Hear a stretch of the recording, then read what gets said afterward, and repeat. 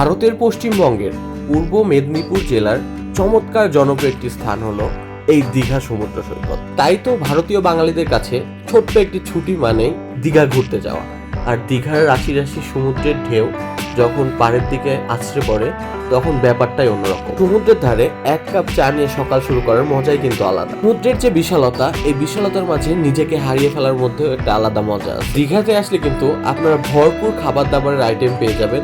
তাছাড়া কিন্তু দীঘার নাইট লাইফ একদম মনে রাখার মতোই একটা ব্যাপার। আজকের এই ভিডিওতে আমি জাস্ট আপনাদেরকে দীঘার সিরিজগুলো দেখার জন্য আমন্ত্রণ জানাতে আসলাম। সিরিজগুলো কিন্তু রেগুলার আপলোড দেওয়া হবে, খুবই শীঘ্রই কিন্তু সিরিজগুলো আসতে চলেছে। সব থেকে কম খরচে দীঘায় আমরা কিভাবে ঘুরলাম, দীঘায় কি করলাম, দীঘায় কি কি খেলাম, সম্পূর্ণ বিস্তারিত নিয়ে ভিডিও কিন্তু আসবে। এজন্য কিন্তু আমার চ্যানেলকে সাবস্ক্রাইব করে রাখতে হবে আর বেল আইকন প্রেস করে রাখতে হবে, তাহলে ভিডিও আপলোড হওয়া মাত্র আপনাদের কাছে পৌঁছে যাবে। আবারও আমন্ত্রণ জানিয়ে শেষ করছি আজকের ভিডিও।